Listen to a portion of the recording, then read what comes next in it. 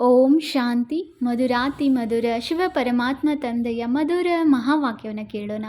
ಇಂದಿನ ಮುರಳಿಯ ದಿನಾಂಕವಾಗಿದೆ 11/12/2025. ಪ್ರಾತಃ ಮುರಳಿ ಬಾಪ್ತಾದ ಮಧುಬನ್. ಮಧುರ ಮಕ್ಕಳೇ, ಸಂಗಮ ಯುಗದಲ್ಲಿ ನೀವು ಬ್ರಾಹ್ಮಣ ಸಂಪ್ರದಾಯದವರಾಗಿದ್ದೀರಿ. ನೀವೀಗ ಮೃತ್ಯು ಲೋಕದ ಮನುಷ್ಯರಿಂದ ಅಮರ ಲೋಕದ ದೇವತೆಗಳು ಆಗಬೇಕಾಗಿದೆ. ಪ್ರಶ್ನೆಯಾಗಿದೆ, ನೀವು ಮಕ್ಕಳು ಯಾವ ಜ್ಞಾನವನ್ನು ತಿಳಿದುಕೊಂಡಿರುವ ಕಾರಣ ಬೇಹದ್ದಿನ ಸನ್ಯಾಸ ಮಾಡುತ್ತೀರಿ? ಉತ್ತರ: ನಿಮಗೆ ಡ್ರಾಮಾದ ಯಥಾರ್ಥ ಜ್ಞಾನವಿದೆ. ನೀವು ತಿಳಿದುಕೊಂಡಿದ್ದೀರಿ, ಡ್ರಾಮಾ ಅನುಸಾರ ಈಗ ಈ ಇಡೀ ಮೃತ್ಯು ಲೋಕವು ಭಸ್ಮೀಭೂತವಾಗಬೇಕಾಗಿದೆ. ಈಗ ಈ ಪ್ರಪಂಚವು ಕಾಸಿಗೂ ಬೆಲೆ ಇಲ್ಲದಂತಾಗಿದೆ.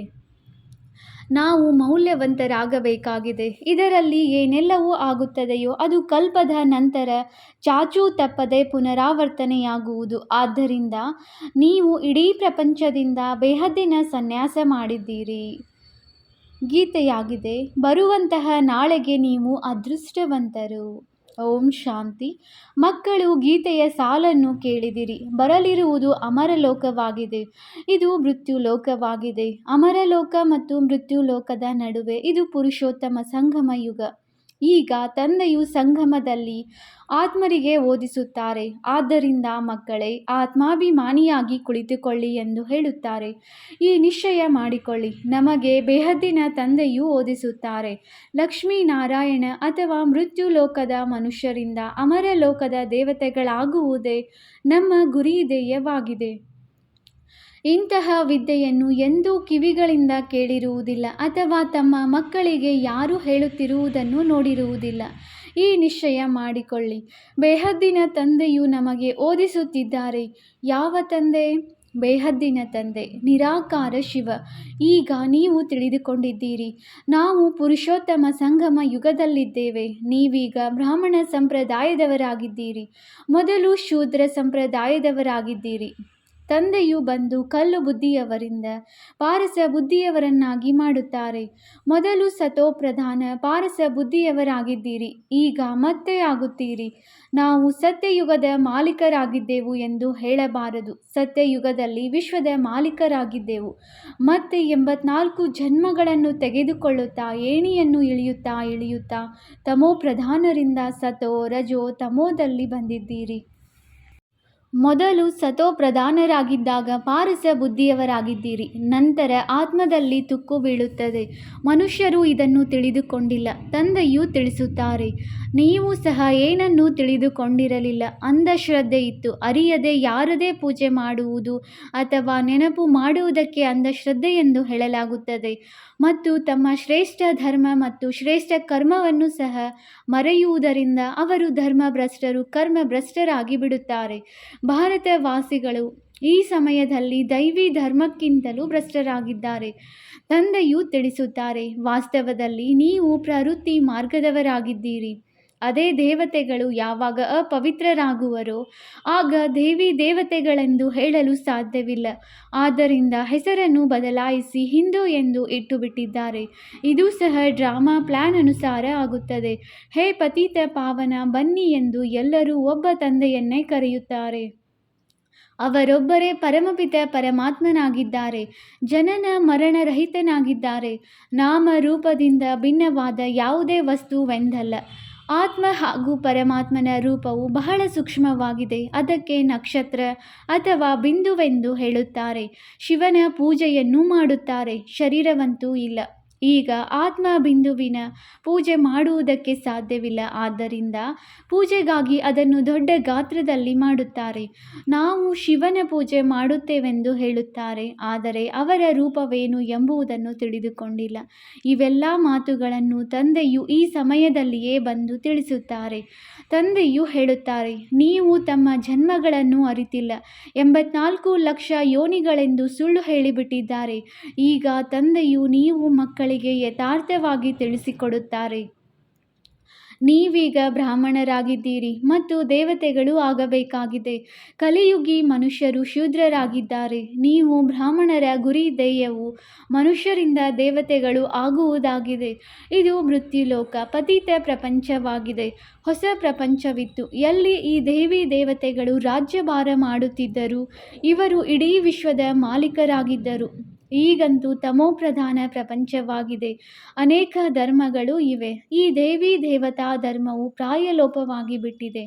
ದೇವಿ ದೇವತೆಗಳ ರಾಜ್ಯವು ಯಾವಾಗ ಇತ್ತು, ಎಷ್ಟು ಸಮಯ ನಡೆಯಿತೆಂದು ಈ ವಿಶ್ವದ ಚರಿತ್ರೆ ಭೂಗೋಳವನ್ನು ಯಾರೂ ತಿಳಿದುಕೊಂಡಿಲ್ಲ. ತಂದೆಯೇ ಬಂದು ತಿಳಿಸಿಕೊಡುತ್ತಾರೆ. ಇದು ಈಶ್ವರೀಯ ವಿಶ್ವವಿದ್ಯಾಲಯವಾಗಿದೆ. ಇದರ ಗುರಿ ಧ್ಯೇಯವೇ ಅಮರ ಲೋಕದ ದೇವತೆಗಳನ್ನಾಗಿ ಮಾಡುವುದು. ಇದಕ್ಕೆ ಅಮರ ಕಥೆಯೆಂದು ಹೇಳಲಾಗುತ್ತದೆ.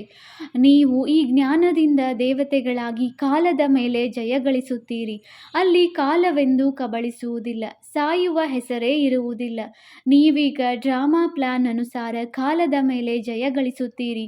ಭಾರತವಾಸಿಗಳೇ 5 ವರ್ಷ ಅಥವಾ 10 ವರ್ಷದ ಯೋಜನೆ ಮಾಡುತ್ತಾರಲ್ಲವೇ, ನಾವು ರಾಮರಾಜ್ಯವನ್ನು ಸ್ಥಾಪನೆ ಮಾಡುತ್ತೇವೆಂದು ತಿಳಿದುಕೊಳ್ಳುತ್ತಾರೆ.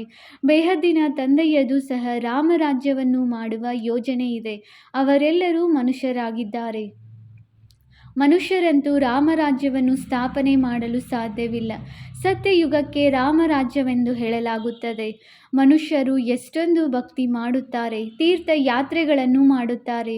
ದಿನ ಅರ್ಥಾತ್ ಸತ್ಯ ತ್ರೇತಾಯುಗದಲ್ಲಿ ಈ ದೇವತೆಗಳ ರಾಜ್ಯವಿತ್ತು. ಮತ್ತೆ ರಾತ್ರಿಯಲ್ಲಿ ಅಂದರೆ ದ್ವಾಪರ ಕಲಿಯುಗದಲ್ಲಿ ಭಕ್ತಿಯು ಪ್ರಾರಂಭವಾಗುತ್ತದೆ. ಸತ್ಯಯುಗದಲ್ಲಿ ಭಕ್ತಿ ಇರುವುದಿಲ್ಲ. ಜ್ಞಾನ, ಭಕ್ತಿ, ವೈರಾಗ್ಯ ಇದನ್ನು ತಂದೆಯೇ ತಿಳಿಸುತ್ತಾರೆ. ವೈರಾಗ್ಯವು 2 ಪ್ರಕಾರದ್ದಾಗಿದೆ. ಒಂದು ಹಠಯೋಗಿ ನಿವೃತ್ತಿ ಮಾರ್ಗದವರ ವೈರಾಗ್ಯವಾಗಿದೆ. ಅವರು ಮನೆ ಮಠವನ್ನು ಬಿಟ್ಟು ಕಾಡಿಗೆ ಹೋಗುತ್ತಾರೆ. ನೀವಂತೂ ಈಗ ಇಡೀ ಮೃತ್ಯುಲೋಕದ ಬೇಹದ್ದಿನ ಸನ್ಯಾಸ ಮಾಡಬೇಕಾಗಿದೆ. ತಂದೆಯು ತಿಳಿಸುತ್ತಾರೆ, ಈ ಇಡೀ ಪ್ರಪಂಚವೇ ಭಸ್ಮೀಭೂತವಾಗುವುದಿದೆ. ನಾಟಕವನ್ನು ಬಹಳ ಚೆನ್ನಾಗಿ ತಿಳಿದುಕೊಳ್ಳಬೇಕಾಗಿದೆ. ಇದು ಹೇನಿನ ತರಹ ಟಿಕ್ ಟಿಕ್ ಎಂದು ನಡೆಯುತ್ತಿರುತ್ತದೆ. ಏನೆಲ್ಲವೂ ಆಗುತ್ತದೆಯೋ ಅದು ಮತ್ತೆ 5000 ವರ್ಷಗಳ ನಂತರ ಚಾಚೂ ತಪ್ಪದೆ ಪುನರಾವರ್ತನೆಯಾಗುವುದು. ಇದನ್ನು ಬಹಳ ಚೆನ್ನಾಗಿ ತಿಳಿದುಕೊಂಡು ಬೇಹದ್ದಿನ ಸನ್ಯಾಸ ಮಾಡಬೇಕಾಗಿದೆ. ಯಾರಾದರೂ ವಿದೇಶಕ್ಕೆ ಹೋಗುತ್ತಾರೆ. ಅಲ್ಲಿ ನಾವು ಈ ಜ್ಞಾನವನ್ನು ಓದಲು ಸಾಧ್ಯವೇ ಎಂದು ಕೇಳಿದಾಗ ತಂದೆಯು ಹೇಳುತ್ತಾರೆ, ಹೌದು, ನೀವು ಎಲ್ಲಿ ಬೇಕಾದರೂ ಕುಳಿತು ಓದಬಲ್ಲಿರಿ. ಇಲ್ಲಿ ಮೊದಲು 7 ದಿನಗಳ ಕೋರ್ಸನ್ನು ತೆಗೆದುಕೊಳ್ಳಬೇಕಾಗುತ್ತದೆ. ಬಹಳ ಸಹಜವೂ ಆಗಿದೆ. ಆತ್ಮವು ಕೇವಲ ಇದನ್ನು ತಿಳಿದುಕೊಳ್ಳಬೇಕಾಗಿದೆ. ನಾವು ಸತೋಪ್ರಧಾನ ವಿಶ್ವದ ಮಾಲೀಕರಾಗಿದ್ದೆವು. ಆಗ ಸತೋಪ್ರಧಾನರಾಗಿದ್ದೆವು. ಈಗ ತಮೋಪ್ರಧಾನರಾಗಿ ಬಿಟ್ಟಿದ್ದೇವೆ. 84 ಜನ್ಮಗಳಲ್ಲಿ ಇನ್ನೂ ಕನಿಷ್ಠರಾಗಿ ಬಿಟ್ಟಿದ್ದೇವೆ. ಈಗ ನಾವು ಶ್ರೇಷ್ಠರಾಗುವುದು ಹೇಗೆ? ಈಗ ಕಲಿಯುಗವಾಗಿದೆ. ಮತ್ತೆ ಅವಶ್ಯವಾಗಿ ಸತ್ಯಯುಗ ಬರುವುದು. ತಂದೆಯು ಎಷ್ಟು ಸಹಜವಾಗಿ ತಿಳಿಸಿಕೊಡುತ್ತಾರೆ. 7 ದಿನಗಳ ಕೋರ್ಸನ್ನು ತಿಳಿದುಕೊಳ್ಳಬೇಕಾಗಿದೆ. ಹೇಗೆ ನಾವು ಸತೋಪ್ರಧಾನರಿಂದ ತಮೋಪ್ರಧಾನರಾಗಿದ್ದೇವೆ, ಕಾಮಚಿತೆಯನ್ನೇರಿ ತಮೋಪ್ರಧಾನರಾಗಿದ್ದೇವೆ. ಈಗ ಜ್ಞಾನಚಿತೆಯ ಮೇಲೆ ಕುಳಿತು ಸತೋಪ್ರಧಾನರಾಗಬೇಕಾಗಿದೆ. ವಿಶ್ವದ ಚರಿತ್ರೆ ಭೂಗೋಳವು ಪುನರಾವರ್ತನೆಯಾಗುತ್ತದೆ. ಚಕ್ರವು ಸುತ್ತುತ್ತದೆಯಲ್ಲವೇ. ಈಗ ಸಂಗಮ ಯುಗವಾಗಿದೆ. ಇದರ ನಂತರ ಸತ್ಯಯುಗವಾಗುವುದು. ನಾವೀಗ ಕಲಿಯುಗಿ ವಿಕಾರಿಗಳಾಗಿದ್ದೇವೆ. ಅಂದ ಮೇಲೆ ನಾವೇ ಮತ್ತೆ ಸತ್ಯಯುಗಿ ನಿರ್ವಿಕಾರಿಗಳು ಹೇಗಾಗುವುದು? ಅದಕ್ಕಾಗಿ ತಂದೆಯು ಮಾರ್ಗವನ್ನು ತಿಳಿಸುತ್ತಾರೆ. ನಮ್ಮಲ್ಲಿ ಯಾವುದೇ ಗುಣವಿಲ್ಲ, ನಮ್ಮನ್ನು ಇಂತಹ ಗುಣವಂತರನ್ನಾಗಿ ಮಾಡಿ ಎಂದು ಕೂಗುತ್ತಾರೆ. ಯಾರು ಕಲ್ಪದ ಹಿಂದೆ ಆಗಿದ್ದರೋ ಅವರೇ ಪುನಃ ಆಗಬೇಕಾಗಿದೆ. ತಂದೆಯು ತಿಳಿಸುತ್ತಾರೆ, ಮೊಟ್ಟ ಮೊದಲು ತಮ್ಮನ್ನು ಆತ್ಮನೆಂದು ತಿಳಿಯಿರಿ. ಆತ್ಮವೇ ಒಂದು ಶರೀರವನ್ನು ಬಿಟ್ಟು ಇನ್ನೊಂದನ್ನು ತೆಗೆದುಕೊಳ್ಳುತ್ತದೆ. ನೀವೀಗ ಆತ್ಮಾಭಿಮಾನಿಯಾಗಬೇಕಾಗಿದೆ. ಈಗಲೇ ನಿಮಗೆ ಆತ್ಮಾಭಿಮಾನಿಗಳು ಆಗುವ ಶಿಕ್ಷಣ ಸಿಗುತ್ತದೆ. ನೀವು ಸದಾ ಆತ್ಮಾಭಿಮಾನಿಯಾಗಿರುತ್ತೀರಿ ಎಂದಲ್ಲ. ಸತ್ಯಯುಗದಲ್ಲಂತೂ ಶರೀರದ ಹೆಸರಿರುತ್ತದೆ. ಲಕ್ಷ್ಮೀನಾರಾಯಣರ ಹೆಸರಿನ ಮೇಲೆ ಎಲ್ಲ ಕಾರೋಬಾರು ನಡೆಯುತ್ತದೆ. ಈಗ ಇದು ಸಂಗಮ ಯುಗವಾಗಿದೆ. ಈಗಲೇ ತಂದೆಯು ತಿಳಿಸುತ್ತಾರೆ, ನೀವು ಅಶರೀರಿಯಾಗಿ ಬಂದಿದ್ದೀರಿ ಮತ್ತೆ ಅಶರೀರಿಯಾಗಿ ಹೋಗಬೇಕಾಗಿದೆ. ತಮ್ಮನ್ನು ಆತ್ಮನೆಂದು ತಿಳಿದು ತಂದೆಯನ್ನು ನೆನಪು ಮಾಡಿ. ಇದು ಆತ್ಮಿಕ ಯಾತ್ರೆಯಾಗಿದೆ. ಆತ್ಮವು ತನ್ನ ಆತ್ಮಿಕ ತಂದೆಯನ್ನು ನೆನಪು ಮಾಡುತ್ತದೆ. ತಂದೆಯನ್ನು ನೆನಪು ಮಾಡುವುದರಿಂದಲೇ ಪಾಪಗಳು ಭಸ್ಮವಾಗುತ್ತವೆ. ಇದಕ್ಕೆ ಯೋಗಾಗ್ನಿ ಎಂದು ಹೇಳಲಾಗುತ್ತದೆ. ನೆನಪಂತೂ ನೀವು ಎಲ್ಲಿ ಬೇಕಾದರೂ ಇದ್ದು ಮಾಡಬಲ್ಲಿರಿ. ಆದರೆ ಮೊದಲು 7 ದಿನಗಳಲ್ಲಿ ಈ ಸೃಷ್ಟಿ ಚಕ್ರವು ಹೇಗೆ ಸುತ್ತುತ್ತದೆ, ನಾವು ಹೇಗೆ ಏಣಿಯನ್ನು ಇಳಿಯುತ್ತೇವೆ ಎಂಬುದನ್ನು ತಿಳಿಸಿಕೊಡಲಾಗುತ್ತದೆ. ನಾವೀಗ ಇದೊಂದೇ ಜನ್ಮದಲ್ಲಿ ಮೇಲೇರುತ್ತೇವೆ. ಮಕ್ಕಳು ವಿದೇಶದಲ್ಲಿದ್ದರೆ ಅಲ್ಲಿಗೂ ಮುರುಳಿ ತಲುಪುತ್ತದೆ. ಇದು ಶಾಲೆಯಲ್ಲವೇ? ವಾಸ್ತವದಲ್ಲಿ ಇದು ಈಶ್ವರೀಯ ವಿಶ್ವವಿದ್ಯಾಲಯವಾಗಿದೆ. ಗೀತೆಯದೇ ರಾಜಯೋಗವಾಗಿದೆ. ಆದರೆ ಶ್ರೀಕೃಷ್ಣನಿಗೆ ಭಗವಂತನೆಂದು ಹೇಳಲಾಗುವುದಿಲ್ಲ. ಬ್ರಹ್ಮ ವಿಷ್ಣು ಶಂಕರನಿಗೂ ದೇವತೆ ಎಂದು ಹೇಳಲಾಗುತ್ತದೆ. ನೀವೀಗ ಪುರುಷಾರ್ಥ ಮಾಡಿ ಪುನಃ ದೇವತೆಗಳು ಆಗುತ್ತೀರಿ. ಪ್ರಜಾಪಿತ ಬ್ರಹ್ಮನು ಸಹ ಅವಶ್ಯವಾಗಿ ಇಲ್ಲಿಯೇ ಇರಬೇಕಲ್ಲವೇ? ಪ್ರಜಾಪಿತನು ಮನುಷ್ಯನಾಗಿದ್ದಾರೆ ಅಂದ ಮೇಲೆ ರಚನೆಯನ್ನು ಇಲ್ಲಿಯೇ ರಚಿಸಲಾಗುತ್ತದೆ. ಹಂಸೋ ಸೋಹಂನ ಅರ್ಥವನ್ನು ತಂದೆಯು ಬಹಳ ಸಹಜವಾಗಿ ತಿಳಿಸಿದ್ದಾರೆ. ಭಕ್ತಿ ಮಾರ್ಗದಲ್ಲಂತೂ ಆತ್ಮವೇ ಪರಮಾತ್ಮನೆಂದು ಹೇಳುತ್ತಾರೆ. ಆದ್ದರಿಂದ ಪರಮಾತ್ಮನಿಗೆ ಸರ್ವವ್ಯಾಪಿ ಎಂದು ಹೇಳುತ್ತಾರೆ. ತಂದೆಯು ತಿಳಿಸುತ್ತಾರೆ, ಎಲ್ಲರಲ್ಲಿ ಆತ್ಮವು ವ್ಯಾಪಕವಾಗಿದೆ. ನಾನು ಹೇಗೆ ವ್ಯಾಪಕನಾಗಿರಲಿ? ನೀವು ನನ್ನನ್ನು ಹೇ ಪತಿತ ಪಾವನ, ಬನ್ನಿ ನಮ್ಮನ್ನು ಪಾವನ ಮಾಡಿ ಎಂದು ಕರೆಯುತ್ತೀರಿ. ನಿರಾಕಾರ ಆತ್ಮರೆಲ್ಲರೂ ಬಂದು ತಮ್ಮ ತಮ್ಮ ರಥವನ್ನು ತೆಗೆದುಕೊಳ್ಳುತ್ತೀರಿ. ಪ್ರತಿಯೊಬ್ಬ ಅಕಾಲಮೂರ್ತಿ ಆತ್ಮನ ಸಿಂಹಾಸನವೂ ಇದಾಗಿದೆ. ಇದಕ್ಕೆ ಸಿಂಹಾಸನವೆಂದಾದರೂ ಹೇಳಿ ಅಥವಾ ರಥವೆಂದಾದರೂ ಹೇಳಿ.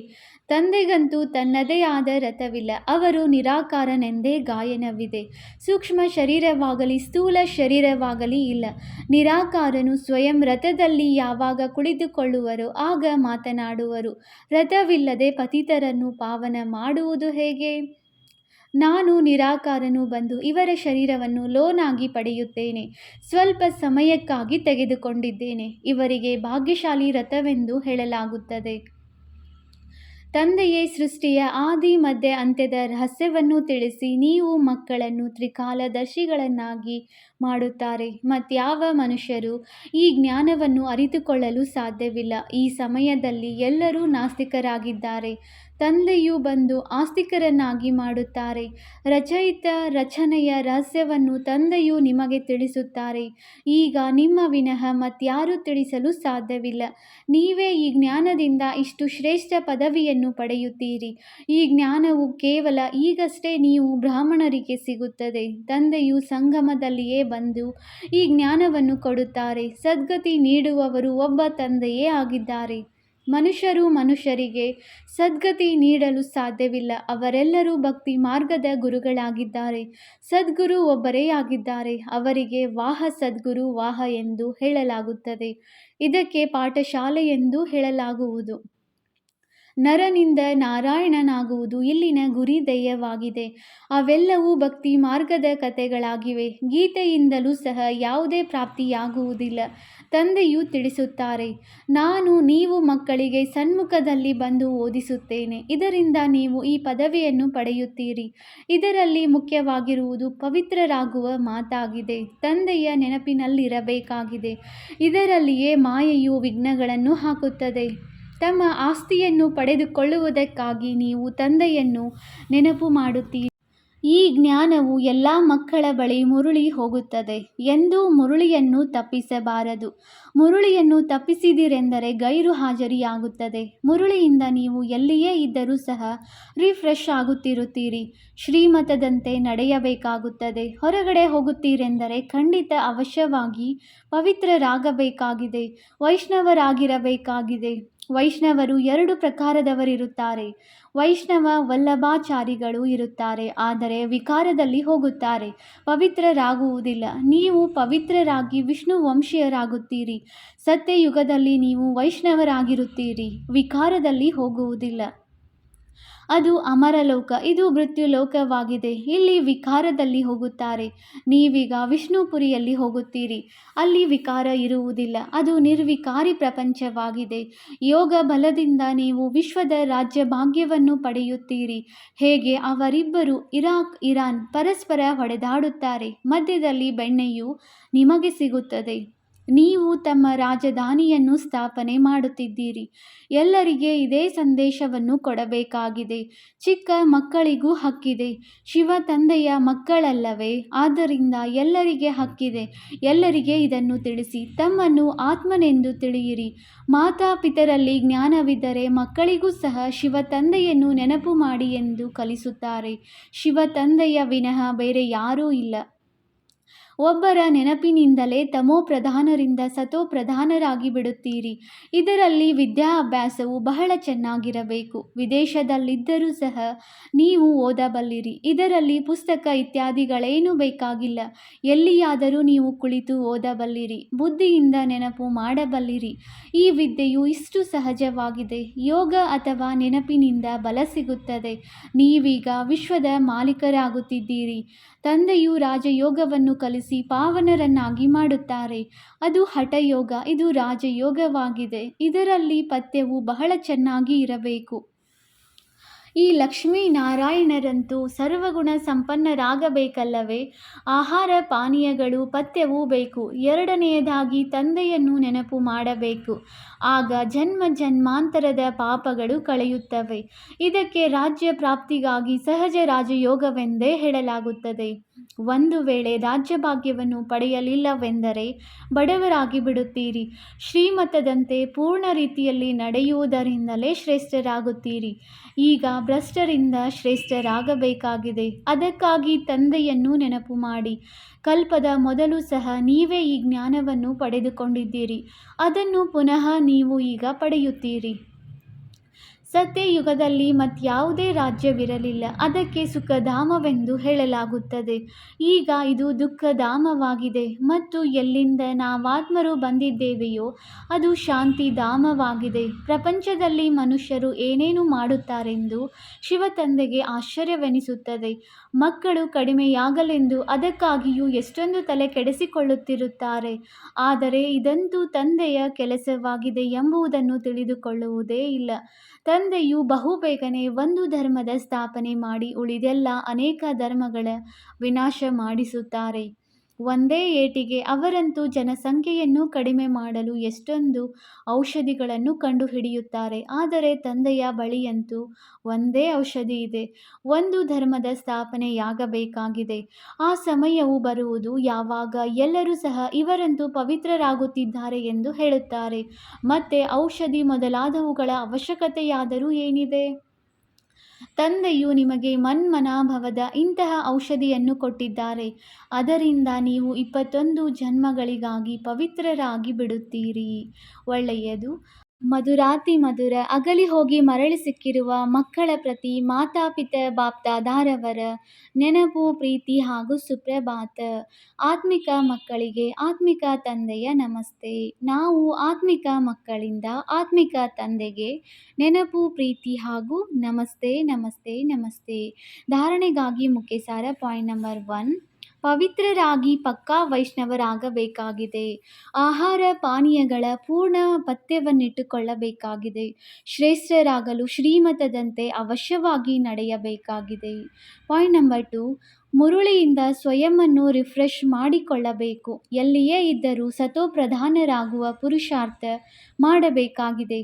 ಮುರುಳಿಯನ್ನು ಒಂದು ದಿನವೂ ತಪ್ಪಿಸಬಾರದು.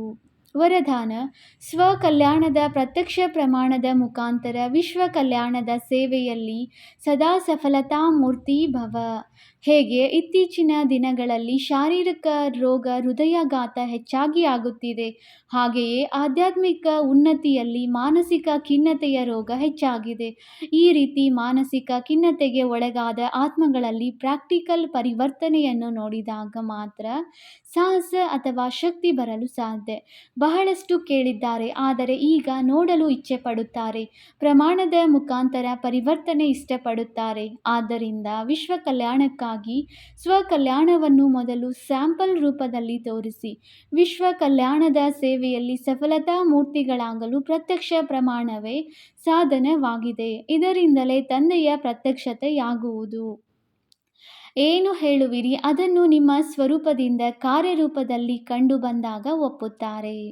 ಸ್ಲೋಗನ್: ಬೇರೆಯವರ ವಿಚಾರವನ್ನು ತಮ್ಮ ವಿಚಾರದೊಂದಿಗೆ ಸೇರಿಸುವುದು, ಇದೇ ಅವರಿಗೆ ಗೌರವ ಕೊಡುವುದಾಗಿದೆ. ಅವ್ಯಕ್ತ ಸೂಚನೆ: ಈಗ ಸಂಪನ್ನ ಅಥವಾ ಕರ್ಮಾತೀತರಾಗುವುದರಲ್ಲಿ ತತ್ಪರರಾಗಿರಿ. ಕರ್ಮಾತೀತರಾಗಲು ಚೆಕ್ ಮಾಡಿ. ಎಲ್ಲಿಯವರೆಗೆ ಕರ್ಮ ಬಂಧನದಿಂದ ಭಿನ್ನರಾಗಿದ್ದೇವೆ, ಲೌಕಿಕ ಮತ್ತು ಪಾರಲೌಕಿಕ, ಕರ್ಮ ಮತ್ತು ಸಂಬಂಧ ಎರಡರಲ್ಲಿ ಸ್ವಾರ್ಥ ಭಾವದಿಂದ ಮುಕ್ತ ಎಲ್ಲಿಯವರೆಗೂ ಆಗಿದ್ದೇವೆ. ಯಾವಾಗ ಕರ್ಮಗಳ ಲೆಕ್ಕಾಚಾರ ಅಥವಾ ಯಾವುದೇ ವ್ಯರ್ಥ ಸ್ವಭಾವ ಸಂಸ್ಕಾರಕ್ಕೆ ವಶರಾಗುವುದರಿಂದ ಮುಕ್ತರಾಗುತ್ತೀರಿ, ಆಗ ಕರ್ಮಾತೀತ ಸ್ಥಿತಿಯನ್ನು ಪ್ರಾಪ್ತಿ ಮಾಡಿಕೊಳ್ಳಬಹುದು. ಯಾವುದೇ ಸೇವೆ, ಸಂಘಟನೆ, ಪ್ರಕೃತಿಯ ಪರಿಸ್ಥಿತಿ, ಸ್ವಸ್ಥಿತಿ ಅಥವಾ ಶ್ರೇಷ್ಠ ಸ್ಥಿತಿಯನ್ನು ಅಲುಗಾಡಿಸಬಾರದು. ಈ ಬಂಧನದಿಂದಲೂ ಮುಕ್ತರಾಗಿರುವುದೇ ಕರ್ಮಾತೀತ ಸ್ಥಿತಿಯ ಸಮೀಪತೆಯಾಗಿದೆ. ಓಂ ಶಾಂತಿ.